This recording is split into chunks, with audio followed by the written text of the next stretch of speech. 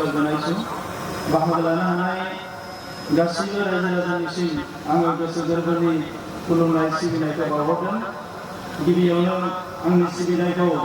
आङो बड'फा उपेन्द्रनाथ ब्रह्मनि सोरगोआरि जिउ सोलेरनि खाथियाव बावहरग्रोनाय जाबाय। बिथांनि न'खरनिफ्राय जिखिनि बाहागो लाफैनो हादों साफ्रोमनोबो आङो गोसो गोरबोनि सिबिनाय आरो अननायखौ बावहरबाय। गोलाव सम सोमावसारनायाव मुंख्लं जालांनाय साफ्रोमबो मुंख्लंनि न'खरनिसिम आङो गोसो गोरबोनि सिबिनाय आरो खुलुमनायखौ बावहरबाय। बे गोलाव सम सोमावसारनायाव जायफ्रा दुखु खस्थ' मोननांबाय, न' बां सावजाबाय, बे गासैबो न'खरनिसिम आंनि बे समाव गोसो गोरबोनि खुलुमनाय आरो सिबिनायखौ बावहरबाय। दिनैनि हाबाफारियाव बाहागो लानो हानाय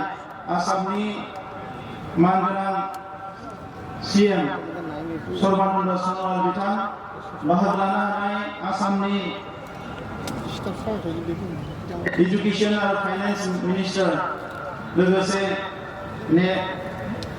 नेडानि लिंथुमगिरि डक्टर हिमन्त बिश्व शर्मा, बेवहाय बाहागो लानो हानाय आसामनि बीजेपीनि प्रेसिडेन्ट रन्जित दास बिथां, मन्त्री भवेश कलिता बिथां, त्रिपुरानि मन्त्री मेबार कुमार जामातिया बिथां, आसामनि चिफ सेक्रेटारि जिष्णु बरुवा बिथां, बाहागो लानो हानाय एमपि बिथांमोन, एमएलए बिथांमोन आरो गुबुन गुबुन काउन्सिलनिफ्राय बाहागो लाफैनो हानाय सीएम बिथांमोन, लोगोसे बाहागो लानाय सिबिनां रायजो राजा बिथांमोन। दा बे समाव ब्रैथि जि बड'लेण्ड हायुङारि जोंनि खुंथायनि समायखिरा लानाय बे हाबाफारिया जानानै थांबाय आरो दिनै बेवहाय आंखौ फैगौ 5 बोसोरनि थाखाय बे बड'लेण्ड हायुङारि खुंथायखौ सामलायनो थाखाय गाहाय मावफुं सोद्रोमा महरै बिबान होनाय जादों आरो बे बिबानखौ आइ आफा रायजो राजानि अननाय आरो सिबिनायखौ हास्थायनानै आङो दिनै समायखिरा लाबाय। दा मानगोनां रायजोफोर, जोंनि हारिया गोब्राब मोनसे थासारिनि गेजेरजों दिनै फैनो हादों। बे थासारिखौ जोङो मालाबाबो बावलांनो मोननाय नङा।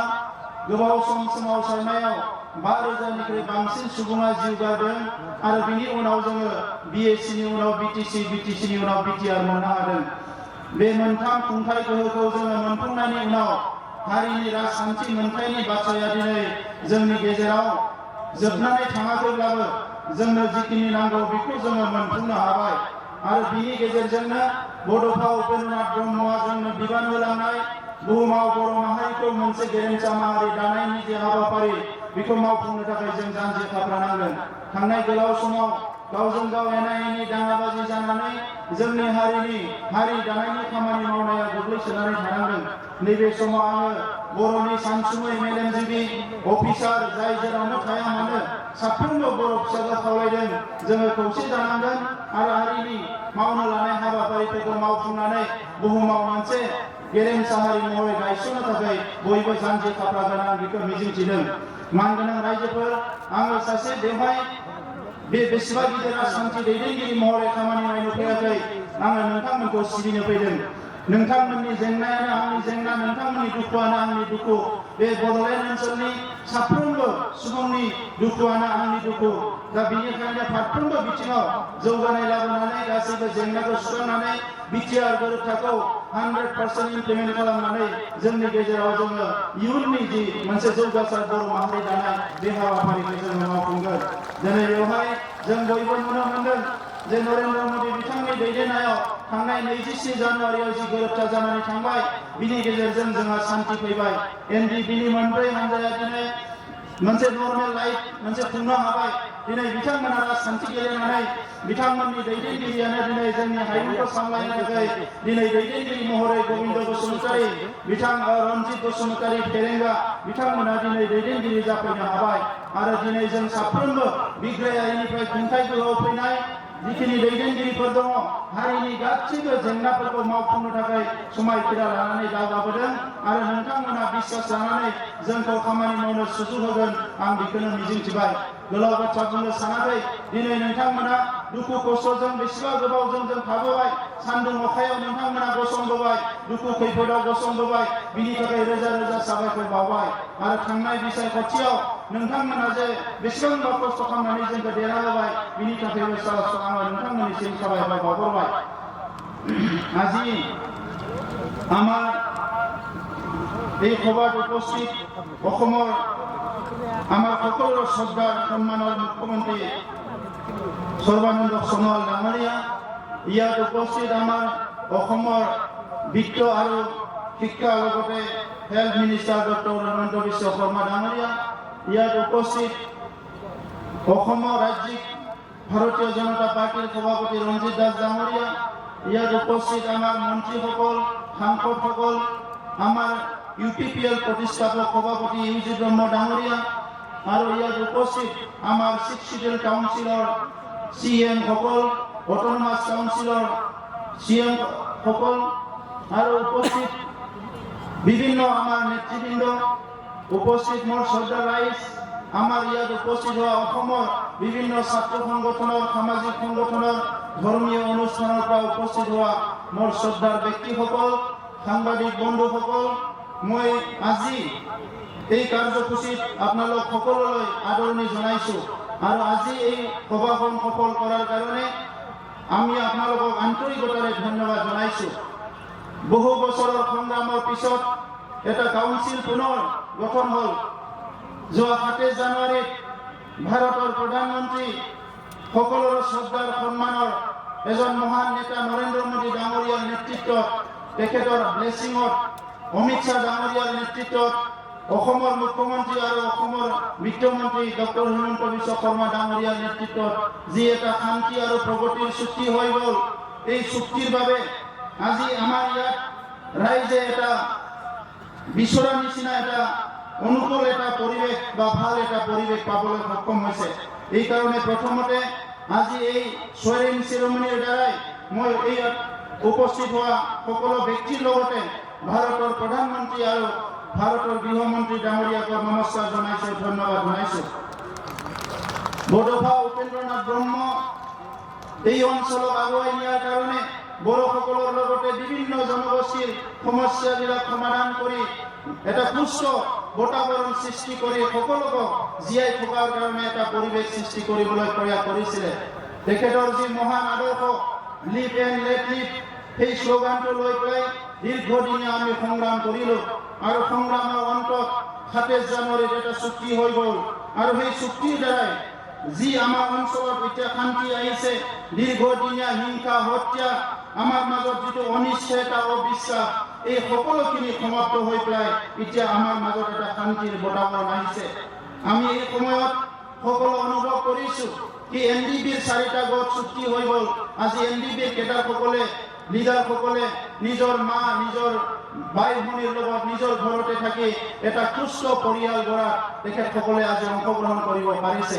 বহুতৰ কাৰণে এই চুক্তিত কিবা থাকিব পাৰে নাথাকিব পাৰে কিন্তু মোৰ কাৰণে মই এজন সাধাৰণ মানুহ হিচাপে এজন ব্যক্তি হিচাপে এই চুক্তিখনত মই যিটো বিচাৰি পাইছো এইটো এটা মানৱতাৰ চুক্তি এই চুক্তিৰ দ্বাৰাই ভাৰতৰ প্ৰধানমন্ত্ৰীয়ে প্ৰমাণ কৰি দিলে যে দীৰ্ঘদিনীয়া সমস্যাটো স্থায়ী সমাধান কৰিব পাৰে এই সমস্যাৰ চুক্তিৰ দ্বাৰা এটা প্ৰমাণ কৰি দিলে বহুত নেতা আহে আৰু যায় সমস্যাৰ কথা পাতে কিন্তু সমাধান কৰা নেতা বহুত কমে আহে আৰু ইয়াৰ ভিতৰত আজি আমি ক'ব লাগিব ভাৰতৰ প্ৰধানমন্ত্ৰী নৰেন্দ্ৰ মোদী ডাঙৰীয়াই সমস্যা সমাধান কৰা এজন ভাৰতৰ নেতা আৰু তেখেতৰ যি ভিজনাৰী যি ষ্টেপ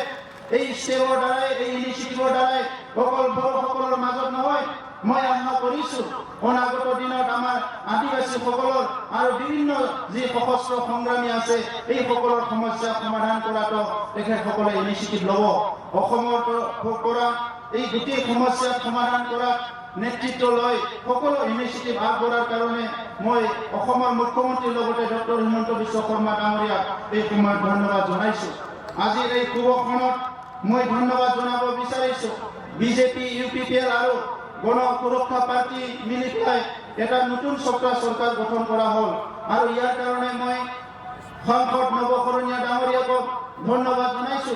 কি দীৰ্ঘদিন ধৰি ইয়াত জাতি জনগোষ্ঠীৰ মাজত যি বিভাজন সৃষ্টি হৈছিলে, পোৱা নোপোৱা লৈ পেলাই বিভিন্ন জনৰ যি সমস্যাৰ সৃষ্টি হৈছিলে, এই সকলো সমস্যা সমাধান কৰিবলৈ আজি একত্ৰিত হৈ আমি সবে তিনিটা দল মিলি এটা নতুন এটা সমাজ গঢ়িবলৈ আগবাঢ়ি আহিছো। মই আপোনালোকৰ আগত স্পষ্ট ভাষাৰে ক'বলৈ বিচাৰিছো, এই নতুন চৰকাৰ বিটিআৰত যিটো হ'ব, এইটো ক্ষমতাৰ কাৰণে হোৱা চৰকাৰ নহয়, এইটো সমস্যা সমাধানৰ কাৰণে হোৱা চৰকাৰ। গতিকে আপোনালোকে আমাক সহযোগ কৰক, আপোনালোকে আগবাঢ়ি আহক। যিখিনি আমাৰ মাজত যিখিনি সমস্যা হৈ গ'ল, আটাই সমস্যা দূৰ কৰি এটা সুস্থ সমাজ গঢ়াৰ কাৰণে আমি সবে আগবাঢ়ি আহিব লাগিব। আজি মই পুনৰ নৰেন্দ্ৰ মোদী ডাঙৰীয়া আৰু গৃহমন্ত্ৰীৰ লগতে অসমৰ মুখ্যমন্ত্ৰী আৰু ডক্টৰ হিমন্ত বিশ্ব শৰ্মা ডাঙৰীয়াক পুনৰ ধন্যবাদ এইকাৰণে জনাব বিচাৰিছো।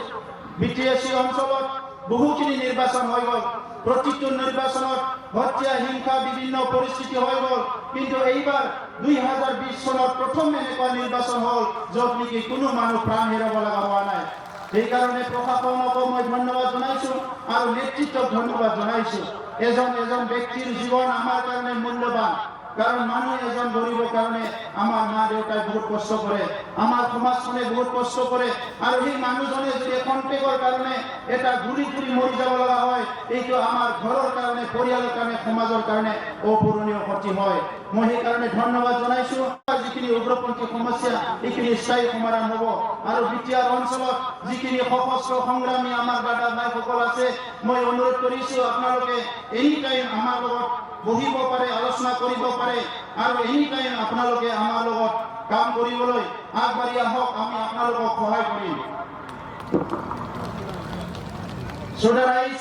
কোকৰাঝাৰ বুলি ক'লে এটা সময়ত মানুহ আহিবলৈ ভয় কৰিছিলে।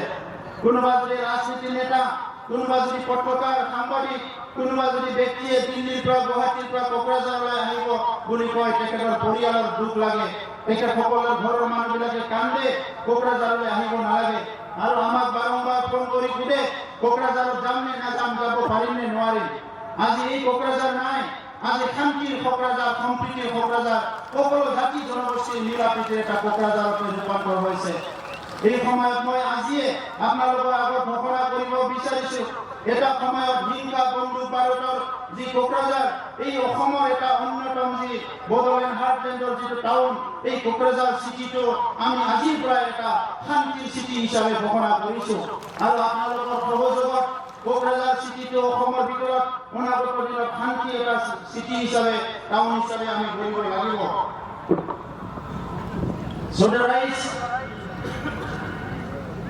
বড়োলেণ্ড অঞ্চলত বিভিন্ন জাতি জনগোষ্ঠীৰ মাজত আজিও ভয় আছে, আজিও শংকা আছে,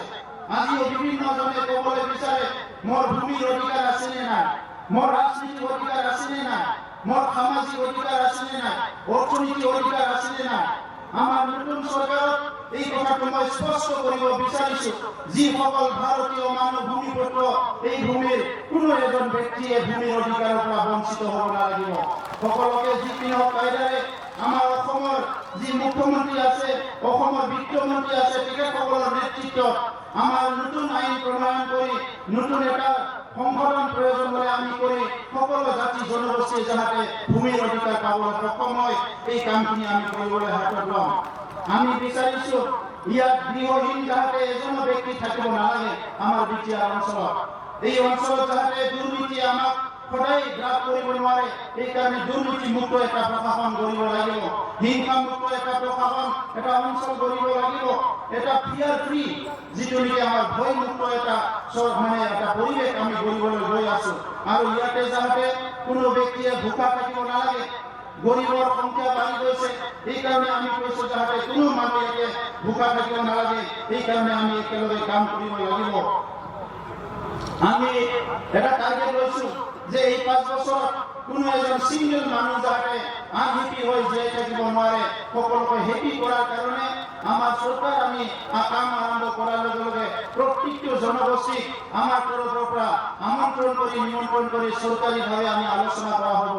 আৰু যি কাম আমি কাউন্সিলত কৰিব পাৰিম এইটো মানে তাৎক্ষণিকভাৱে আমি কৰিম, আৰু যি কাম কাউন্সিলে কৰিব নোৱাৰে আমি অসম চৰকাৰ আৰু ভাৰত চৰকাৰক অৱগত কৰিম। আমাৰ প্ৰধানমন্ত্ৰী ডাঙৰীয়াই কৈছিলে এক ভাৰত শ্ৰেষ্ঠ ভাৰত, এটাই ভাৰত বিশ্বৰ যিটো নেকি শ্ৰেষ্ঠ ভাৰত হ'ব লাগে আৰু আমিও বিটিআৰ অঞ্চলত বসবাস কৰা 35 লাখ জনসাধাৰণে বিচাৰো আমিও শ্ৰেষ্ঠ ভাৰতৰ নাগৰিক হ'ব বিচাৰো আৰু শ্ৰেষ্ঠ ভাৰতৰ নাগৰিক হ'বৰ কাৰণে আমাৰ শিক্ষা দীক্ষা অৰ্থনীতি সামাজিক সকলো দিশ ভাষা সংস্কৃতি আগুৱাই যাব লাগিব এই ক্ষেত্ৰত মই আশা কৰিছো কেন্দ্ৰীয় চৰকাৰ আৰু ৰাজ্য চৰকাৰে আমাক সহায় কৰিব আৰু আমি সকলোৱে ইয়াত এজন যিসকলে আজি নিৰ্বাচিত হৈ আহিছে যিসকল আজি ইএম হ'ব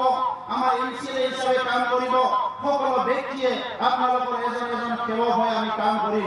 আমি আপোনালোকৰ নেতা নহয় আপোনালোকৰ বেটা হয় আপোনালোকৰ পুত্ৰ হয় গতিকে আপোনালোকে আমাক নেতা নিচিনা নাচাব আপোনালোকে নিজৰ পুত্ৰ বুলি নিজৰ ভাই বুলি আঁকোৱালি ল'ব আৰু আপোনালোকক সেৱা কৰিবলৈ আমি আগবাঢ়ি আহিছো দীৰ্ঘদিন ধৰি হত্যা হিংসা হৈ যোৱাৰ ফলত বহুত মানুহৰ আজি ভয় আছে সেইকাৰণে আমি চৰকাৰটো কাম আৰম্ভ কৰাৰ লগে লগে যিখিনি যোৱা 10-15 বছৰত হিংসাৰ কাৰণে বিভিন্ন ভিক্টিম হ'ল ঘৰ বাৰী জ্বলি গ'ল বিভিন্ন মানুহ সম্পত্তি হেৰাই গ'ল এই পৰিয়ালবৰ্গবিলাকক আমাৰ চৰকাৰৰ তৰফৰ পৰা প্ৰত্যেকটো পৰিয়ালক সমবেদনা অংগী দিয়াৰ লগতে প্ৰত্যেকটো পৰিয়ালক সহায় কৰাৰ কাৰণে আমি চিন্তা চৰ্চা কৰিছো